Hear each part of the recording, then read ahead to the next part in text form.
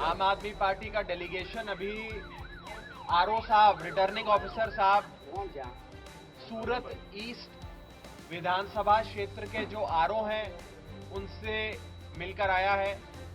जिस डेलीगेशन में मैं था, हमारे गुजरात के प्रदेश अध्यक्ष गोपाल भाई इटालिया थे, हमारी लीगल टीम थी, पार्टी के लोकसभा स्तर के, जिला स्तर के नेता थे।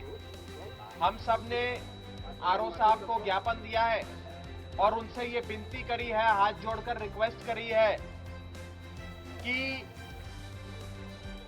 ये जो दबाव में शारीरिक और मानसिक प्रेशर बनाकर, धमकियां देकर, अपहरण कर कर, किडनैपिंग कर कर, डंडे और लठ की ताकत से हमारे प्रत्याशी कंचन भाई जारावाला को मजबूर किया गया कि वो अपना नामांकन वापस लें।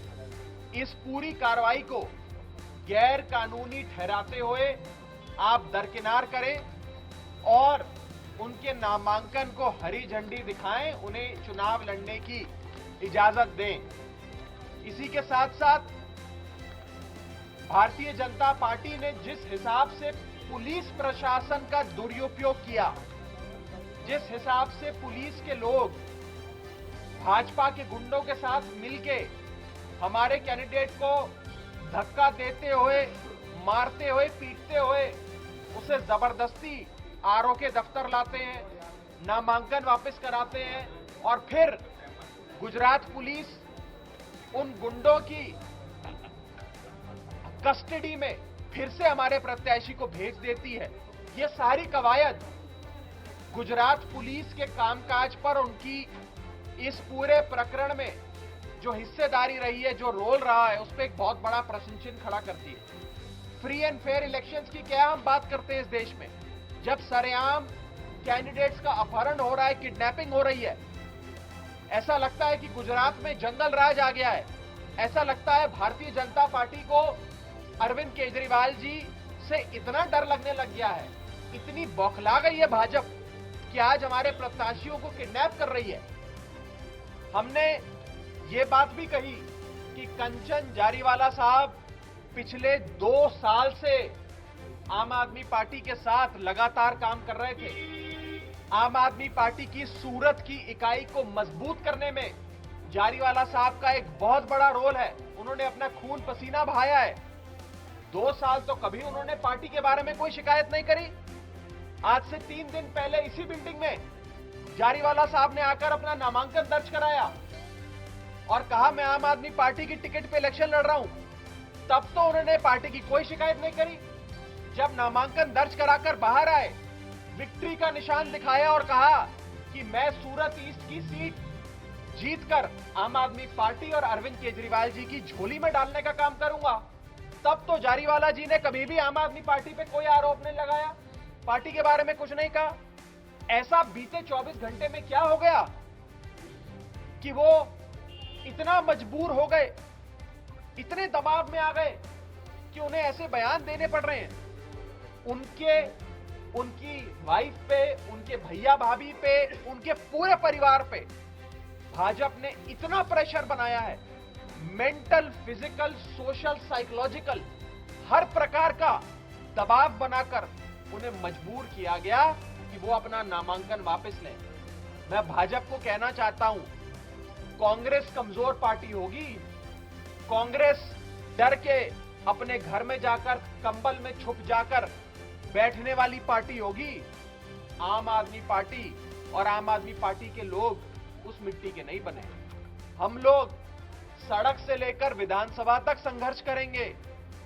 फ्री एंड फेयर इलेक्शंस, निष्पक्ष चुनाव हो गुजरात में, ये सुनिश्चित करवाएंगे और भाजपा की गुंडागर्दी को बंद करेंगे।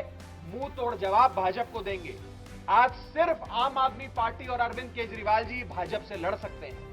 सिर्फ आम आदमी पार्टी और अरविंद केजरीवाल जी ही भाजपा को टक्कर दे रहे हैं और सीधा मुकाबला आम आदमी पार्टी बनाम भाजपा हो गया है गुजरात में। ये देखकर भाजपा इतना डर गई है कि आज वो हमारे प्रत्याशियों का दिन दहाड़े अपहरण कर रही है, किडनैपिंग कर रही है। आरओ साहब ने हमें आश्वासन दिया है कि वो हमारे ज्ञापन का संज्ञान लेते हुए इस पर उचित कार्रवाई करेंगे। हमने उन्हें कहा है कि आप पूरी बिल्डिंग की सीसीटीवी फुटेज देखें कि कैसे मार पिटाई करते हुए, धक्का मुक्की करते हुए बीजेपी के गुंडे और गुजरात पुलिस के कुछ लोग हमारे प्रत्याशी को यहां पर लाए, रिटर्निंग ऑफिसर से ज्ञापन दिया और नामांकन वापस लेने के लिए मजबूर किया। उस पूरी सीसीटीवी फुटेज का आप एग्जामिनेशन करें, इन्वेस्टिगेशन करें। और भारत का कानून यह कहता है कि कोई भी कार्रवाई अगर दबाव में, धमकी से डर के, प्रेशर में की जाए तो उस कार्रवाई को गैर कानूनी कहा जाता है। इस प्रिंसिपल के आधार पे इनके विड्रॉल को इल्लीगल घोषित करते हुए हमारे प्रत्याशी को चुनाव लड़ने की अनुमति दी जाए, उनके नामांकन को हरी झंडी दिखाई जाए। आरओ साहब ने कहा है वो बहुत जल्द हमारे इस ज्ञापन पे अपना फैसला सुनाएंगे। अगर विड्रॉ नहीं किया गया, फॉर्म वापस नहीं लिया गया तो क्या एक्शन होगा आम आदमी पार्टी?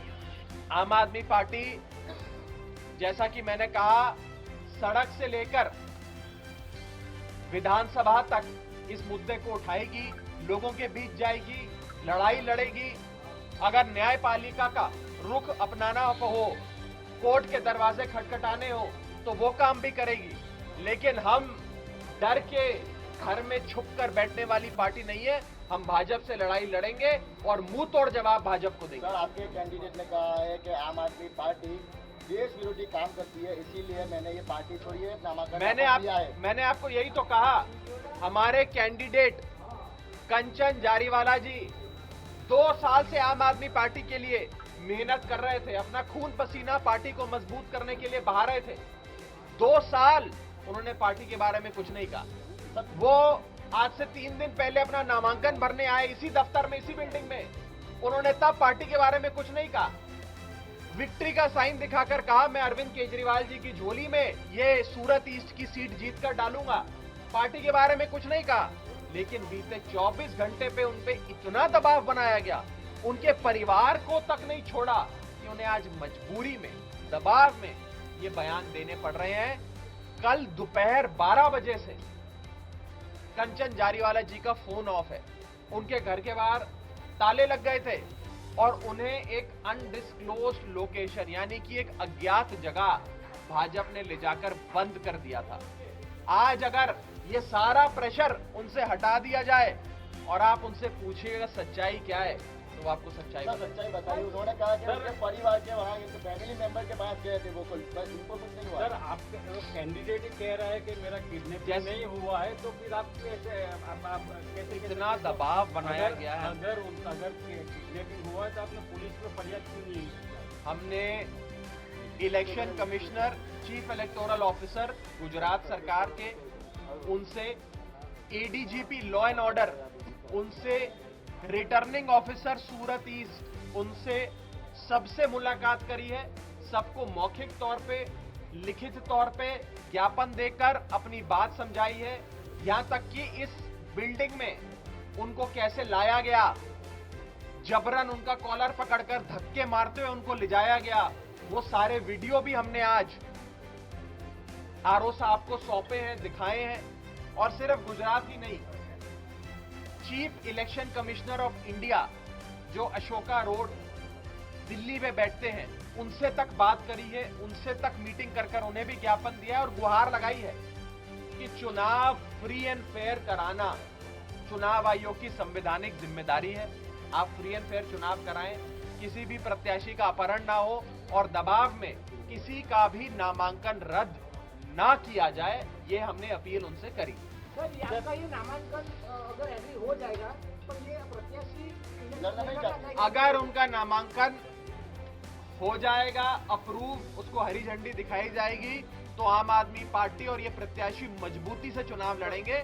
भाजपा के गुंडे उनका नामांकन इसलिए वापस कराना चाहते हैं क्योंकि भाजपा आम आदमी पार्टी से, अरविंद केजरीवाल से डरती है।